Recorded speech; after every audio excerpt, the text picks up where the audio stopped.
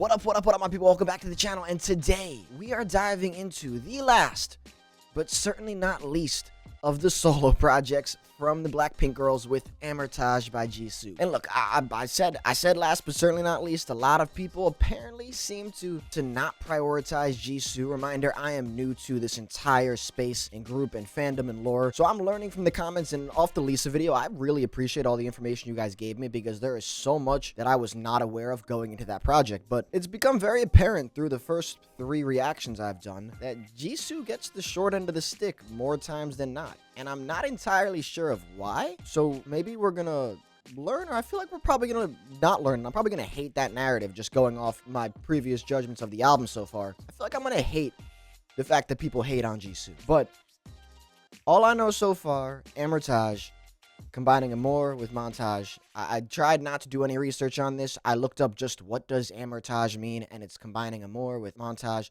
Love Montage. That's all I'm going off of. And I see in the corner 2/14/2025. If that was the release, we're just past a year.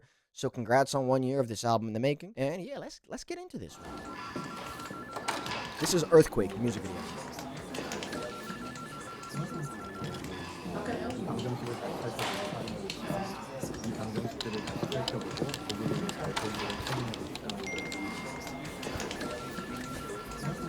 That's a dope phone case.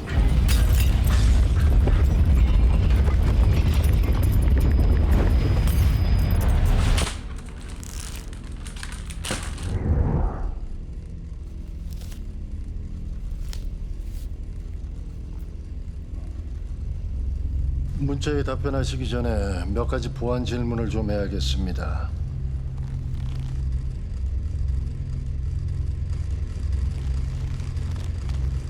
그 남자에 대한 당신의 진짜 마음은 뭡니까?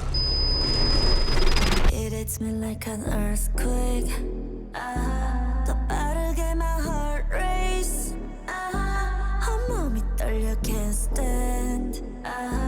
널 부정할 수 없게. I think I'm gonna 심장 어떠잘 마치 race car. 시간조차 fast 숨이 멎게. 벗어나려 할수록 너는 짙어져. 알면서 깨어날 수 없는 꿈처럼. 그래서 시작하면 after 지금 about to blow, about to blow, about to blow, about to blow. It hits me like an earthquake.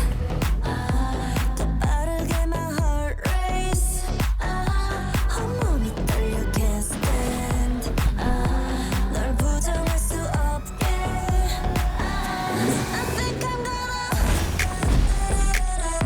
Well, that's a nasty beat change. I think I'm gonna.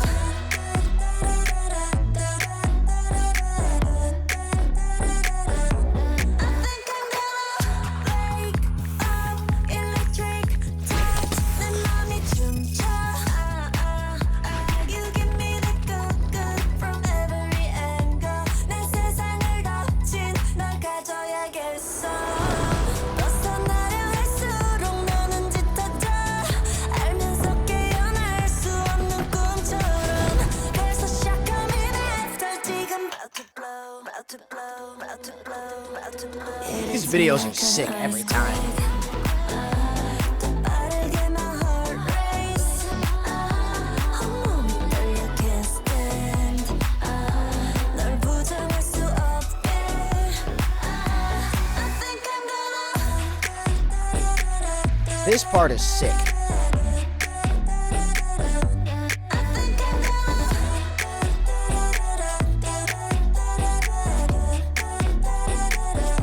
'Cause I 깊이 떨어져도 and I love you 굳이 말 안 해도. Yeah, I'm feeling you one touch, baby, I fall. 난 널 원해 네 눈동자 속에 가둬줘 날 all of the time. It hits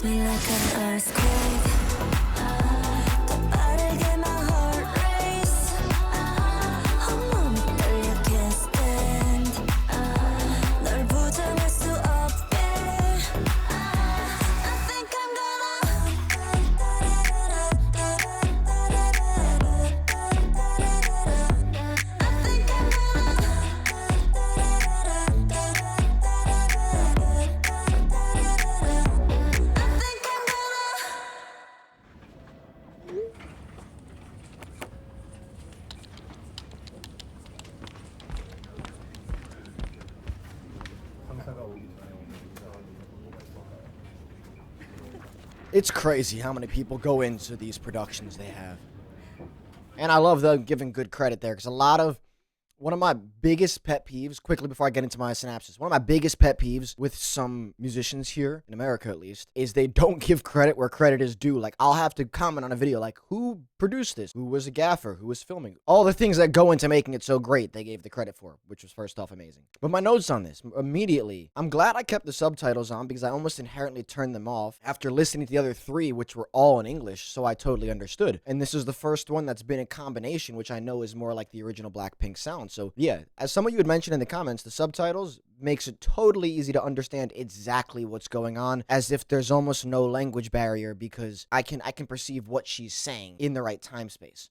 So that was first off amazing. Glad you guys told me that in the comments in the past to like make sure to look out for those, because that'll make my experience listening to the original Blackpink projects much easier. From a sonic standpoint, I thought the production was phenomenal. That middle dance break section was sick. So unique. The tones in the background, the harmonies with her voice, the vocal adjustments to make her have so much ear candy in the background from instruments, and also using her voice to kind of emphasize those sounds was phenomenal. And her vocal tone is great. Like, I'm learning more about who plays what role in the group. And I know Lisa is more of the main dancer and a rapper. A lot of you said 1A, 1B with Jenny. Jenny's the main rapper who also sings. Rosé is like the more vocal singing presence. They all dance. They all have similar skill sets, but they're kind of, as I mentioned in the last video, probably put into boxes that aren't necessarily entirely within their control. And that's one of the biggest issues with groups. And when you grow up being a fan of a group, by the time they sometimes break apart, you almost are happy. Like, I honestly, answer this below. I would love to know. Are Blackpink fans happy with the directions the careers of each of these girls are going in? Because I know there's less focus on the group, but sometimes that's better for each individual character arc and each individual artist. But back to this song, Earthquake. The video was phenomenal. The vocal tones were great. The combination of English and Korean, I believe, correct me if I'm wrong, were perfect. The messaging was great too. Like, I genuinely like the idea of love being chaotic. I mean, Amortage, the idea of a love montage highlighting the best moments from love, which are ups and downs. In life, there are no mountains without valleys. There are no high points without the low points we live through as well. And so, to show that all, you build me up till we break and there's aftershocks, and that moment feels like it's about to blow. It's just too much going on in one piece, in one time to contain it all. It's super relatable. I like this so far. I think her vocal tone is great. I don't understand where there could be possibly any hate regarding her, but I'm sure you will let me know below as well. Let's keep this moving. Next we got Your Love. Stars in my eyes, constellations for you. You spin my life upside down on the moon. Ooh, you can be real. You look like everything I see in my dreams. I swear that we'll be young forever. The world slows down when we're together. I've never known this feeling, but if I had to find a way to explain your love, your love, your love, your love is like the rain, feels like a song I used to know. And your love is like the wave, there's only green lights driving home. Your love is like a Sunday when you got nowhere to go. Oh, I love it, love it, love it, la la la la.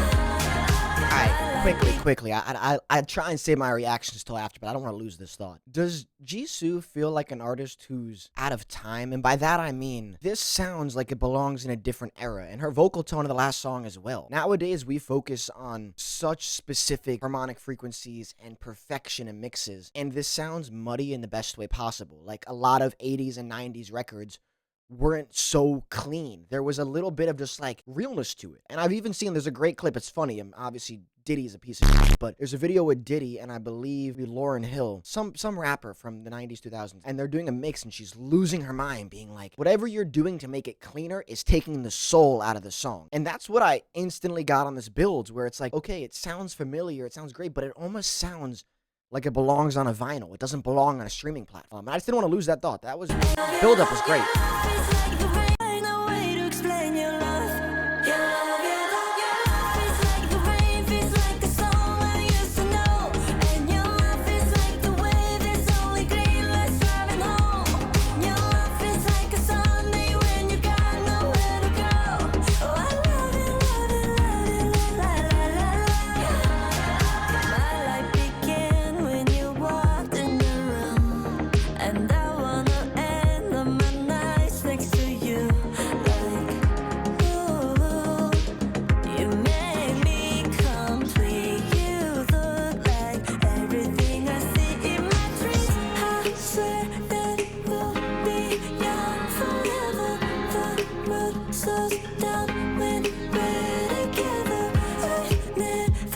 all the sound selection, it really feels dated in a good way. Piano, the kicks, everything.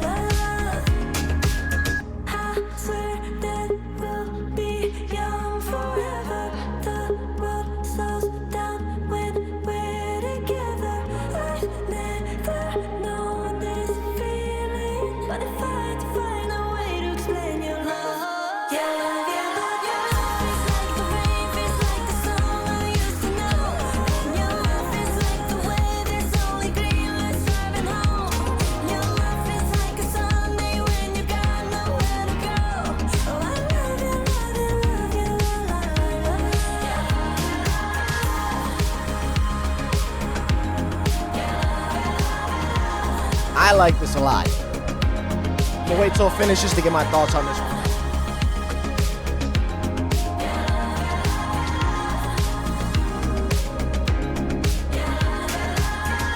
Alright, so before we get into Tears, that was Your Love.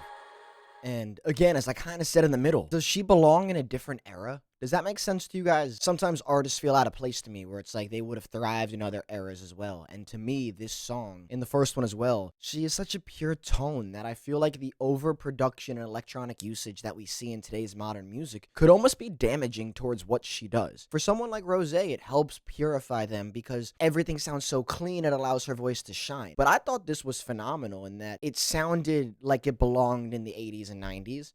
And it was mixed as if it belonged there. And sometimes songs just hit better when they're made that way versus like a lot of times it feels forced trying to... Like I could picture a lot of other artists singing what she just sang and it wouldn't have sounded as good unless they mixed it. Like if you put Dua Lipa on that song, you're going to have to EQ, compress, saturate her vocals so much, and even the piano in the background. If you listen back and you listen to just the piano, it sounds a little muddy, as if they put a mic up to a real piano and they kind of just let it breathe. It wasn't automated entirely. So yeah, I as a music fan really appreciated that. And I also just don't understand the Jisoo hate so far. All right, we gotta load it up properly now. Sorry about that.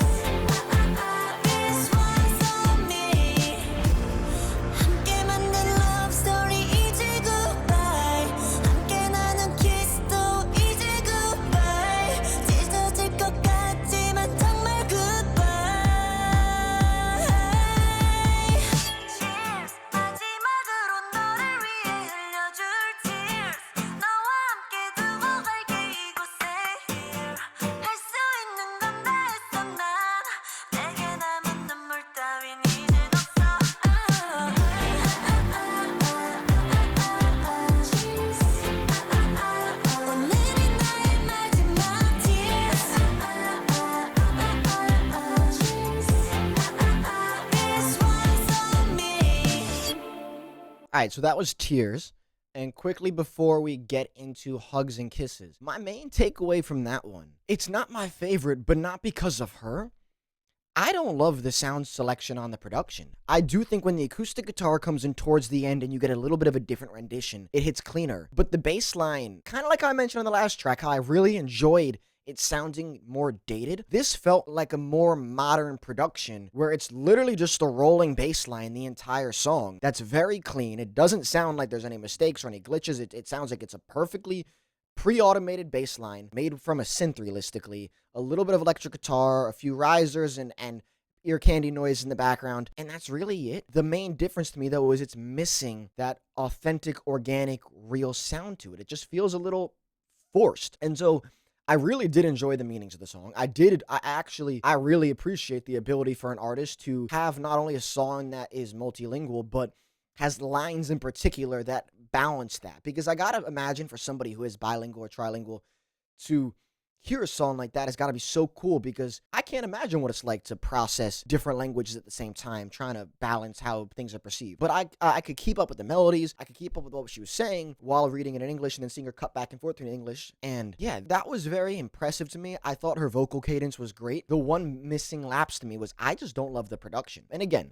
as you'll get to know my taste on music, I don't believe in like bad music. I know there is bad music, but I don't think anything that I'll be listening to on here will be like objectively bad music. I could 100% see why people would love listening to this song. For me though, I just think she could do better, and not because of her, but because the production wasn't a style that I necessarily love her on. Based on the first two songs, the first one was super intricate, unique, amazing dance fill. Her voice stood out, good balance of everything. The second song, you hit me with a throwback era where it feels like I'm literally listening off a vinyl in the background. And then this one just felt like a pop song. That was kind of forced out. That's my 2 cents. We got Hugs and Kisses now.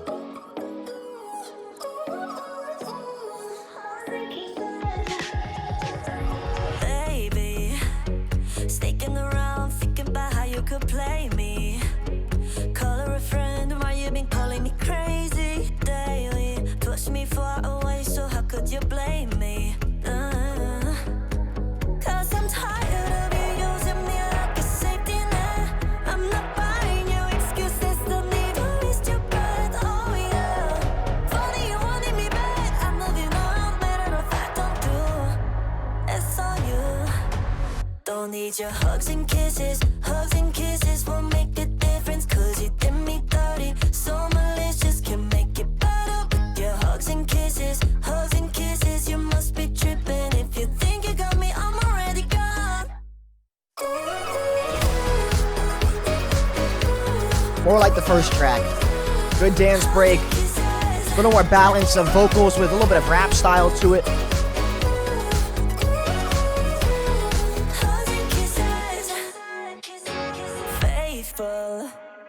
You wouldn't know, even if you were an angel. Holding me down, telling me I should be grateful, shameful. You're not heaven sent, go back where you came from. I'm dying, cause I'm tired of you using me like a safety net. I'm not buying your excuses, don't need to waste your breath, oh yeah. Funny you wanted me back, I'm moving on, matter of fact, don't do. It's all you. Don't need your hugs and kisses won't make a difference, cause you did me dirty, so malicious, can make it better with your hugs and kisses, you must be tripping, if you think you got me, I'm already gone. That part's sick.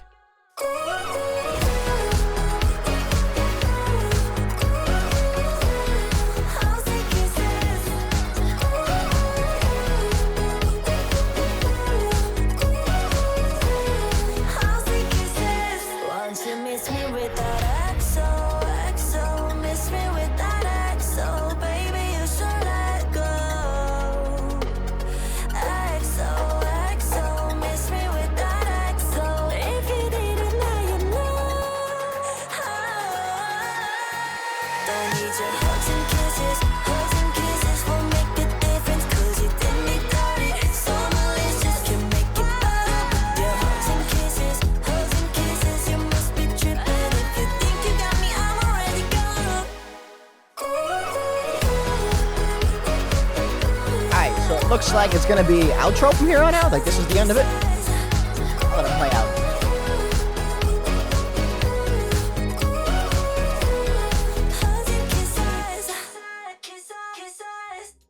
Yeah, I enjoyed this one as well, and to give my thoughts on this song than the album as a whole, this was more like Earthquake in Your Love in terms of the production style, the vocal tones. I think the lyrics were great as well. At first I thought the hugs and kisses might be a little, not childish, not the right word for it, but more youthful. I do feel like a lot of the topics that I saw with Rose were amazing parables with deeper meanings, and on that note, like one of my favorite references in music is John Bellion has talked about how he likes to treat music and his songs like a Pixar movie, like the movie Up, for example, where the lyrics are deep enough that a 60-year-old, a 70-year-old, an 80-year-old could hear it and be like, wow, the story that was just told was beautiful because the life experience they've had will relate to it. But it still should be colorful enough that a 4-year-old could sit in that car just bobbing their head along not knowing what he's saying. And that's kind of the essence I get with Jisoo and with Rose a lot of, is like there's a lot of deeper meaning to what's being said. So at first I heard hugs and kisses and I was like, this is a little childish for me. But then as we got a little deeper in, I was like, oh, I understand at a deeper level what she's trying to accomplish. And she's making it that Bellion mentality of like a 4-year-old would understand and appreciate, but someone older will also have the same appreciation, just differently. So yeah, I enjoyed that song. I think the only one I wasn't a big fan of was Tears. And not even that I disliked it, I thought the melody was catchy. I just did not like the production on that song. That's my main takeaway from there. But as a whole, stop the f***ing Jisoo hate, people. I don't understand it. To me, she sounds like an artist just in the wrong era. And that's no disrespect to her. That's more of a disrespect to the era of music we're living in these days, where everyone feels like they have to make a certain sound in order to stream well and play well and fit the right environments. And it's no longer as experimental making unique sounds. And honestly, it's why a lot of artists today who are blowing up are making more unique sounds, and they're accidentally blowing up. Like Somber, for example. Not the biggest Somber guy, but I think he's got good music. But most importantly, it's different. And he blew up in his bedroom making stuff that didn't sound perfectly clean because it was unique to him. That's what I got from the second song on this album, was really like she sounds like her tones, her qualities don't belong in an era that is forcing you into a lane of like you have to make pop music a certain type of way. And I'd love to know from you guys below as well, like kind of what you feel about that in today's music and how that works in the K-pop space compared to American music. Because in American music nowadays, like we've seen a lot of turnover on what's trending and what's working. Truthfully, the industry doesn't know what the hell they're doing in order to make hit songs. They think they do. They used to control the radio, so they controlled what went big. But nowadays, they don't control the radio, so they can't control what goes big. So they just lie and act like they control stuff. They more realistically do what happened to Lisa and bot views for other accounts, whatever else, to make them do better or people do worse. But nonetheless, focusing back to Jisoo for a second, I don't understand the hate. I thought this was brilliant. Amortage, the meaning of a love montage. Montages are short, sweet, and emotional. That's what the point of them are, and that's what this was.